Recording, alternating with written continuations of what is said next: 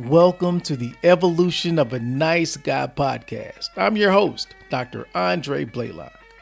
This series aims to document my transformation from the traditional nice guy to the bad boy your mama warned you about to where I am now, the center lane between the two.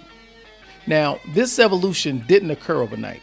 The process was wrought with pain, embarrassment, and misunderstanding, but the end result was personal awareness, accountability, and emotional maturity.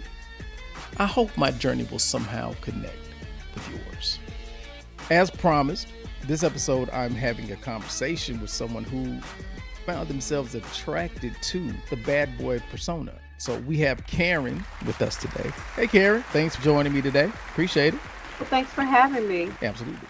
So in a few words, describe your personality. Well, I'm an extremely extroverted person. You know, I'm a businesswoman, so I'm always on alert for potential clients. But wherever I am, I tend to make conversation, and I'm very outgoing. You're an IFBB pro, so discipline and structure are important to you, right? It is. I am an International Federation of Bodybuilders professional, and I live that lifestyle. I just don't do a show. I'm an active competitor, so I have to be very disciplined in what I do. I am very structured. I have to stay focused. What attracted you to bad boys? I guess historically, because I guess I have to say I'm 62 years old. So you think by now I would know better, but it does not matter how old you are. Historically, I've had those situations where I realized this person is not who he says he is. Those bad boys have creeped in, and I've allowed it through loneliness or just wanting companionship. You said that you're 62 now, and what I've noticed, we follow patterns and habits. Do you feel that you are following the same habits that you were when you were in your 30s? Well, that's the thing.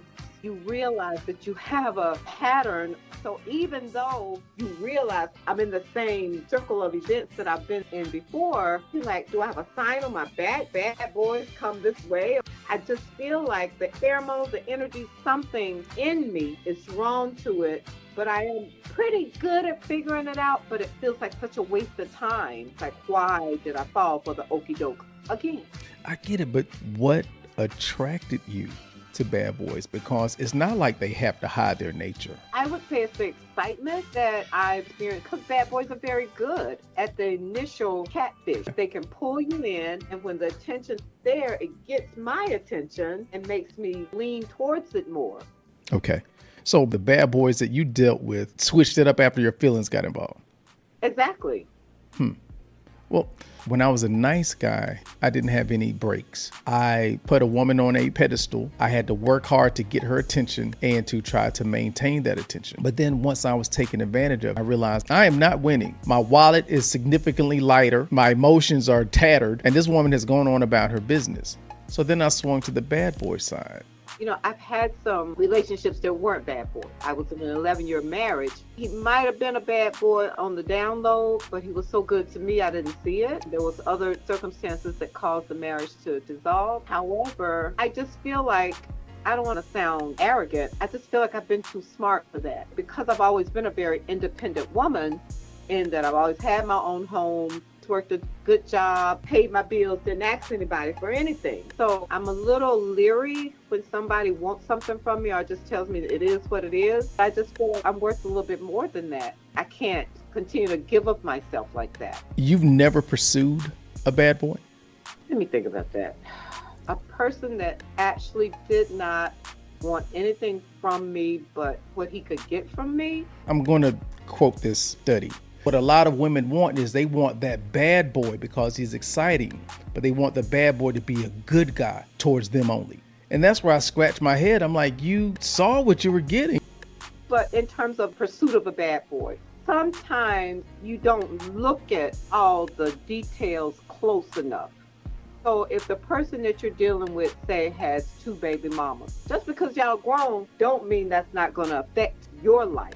Or say they also have had long-term relationships with people and never committed to anything. You're thinking, well, she just didn't do what she was supposed to do. I can't. And then they may say something like, oh, I was married one time and I had only lasted 2 months. When you start seeing those signs, but you still pursue the relationship because they want a relationship with you, and you see some good things going on. They're successful, business-minded, they work hard, they have a little something going on in terms of net worth or properties, and you think, well, we could come together and have some things and look back and say, if I was in my 20s, I'd run and hide from him. But in your adult, mature mind, thinking that stuff doesn't matter anymore, yeah, you would pursue it because you think it doesn't matter anymore because you're too old for it to matter. Right. Because their energy is so good. They're nice looking. They have a great extrovert personality. And perhaps the sex is good.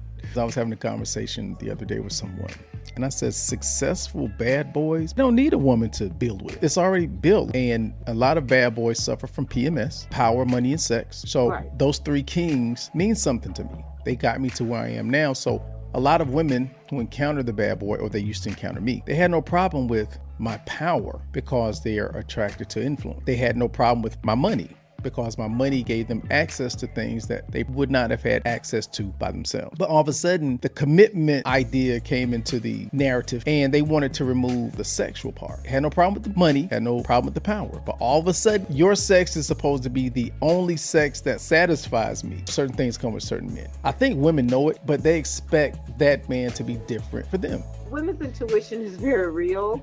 And if you have any intuitiveness about yourself, you know what you're dealing with. Or even if it is exclusive, it still isn't satisfying because you know it's really not going anywhere. It's superficial. That person's narrative stays the same. They don't have time, so they can't pull anybody into their lives because they're still working on that power and money thing. And all they want is sex. And like you said, it does not matter how old you are. Whatever it is that drew you to these individuals will continue. I'm a living witness.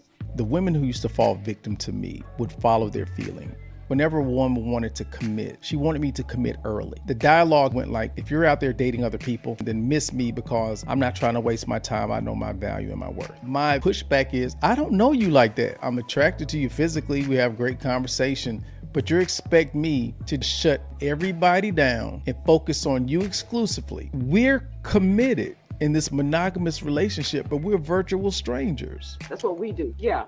Oh, yeah. Because it opens up some other level of intimacy, not just from friendship, but now from a sexual perspective. And a lot of folk don't know how to balance that. Karen's not alone. Many people have tricked themselves into thinking they can handle a situation. And they can, until they can't. That's the tricky thing about emotions and intellect. They're in the same dance hall, but registering different beats. The intellect is dancing to logic and reason. It's slow, calculated, and controlled. The steps make sense to our brain, so we reason that we can handle a particular situation. But human beings are primarily emotional creatures with the ability to be logical. Once the heart shuffles onto the floor, it's accompanied by a change in tempo. Slow and controlled is replaced by speed and chaos. The trajectory of my life changed when I realized that my emotions did not have my best interest in mind. They would propel me up a mountain or throw me off a cliff just as fast. People like Karen and I recognized the patterns and got off the ride. It wasn't easy. It was intentional and necessary. Who wants to die an old fool? The logical answer is nobody, but old fools die every day. Now, I'm not trying to be insulting because I used to be on that path, and I would probably still be on it if I hadn't checked myself. I had to confront the do's and don'ts crafted by my parents during my formative years and kick that little dude out the driver's seat of my life. He didn't relinquish control easily, and I still have to pry his little fingers off the steering wheel every now and again, but he rides shotgun most days. The next episode is going to focus on the old school mental program that my parents installed and how it affected the way I dealt with members of the opposite sex. Until then, peace.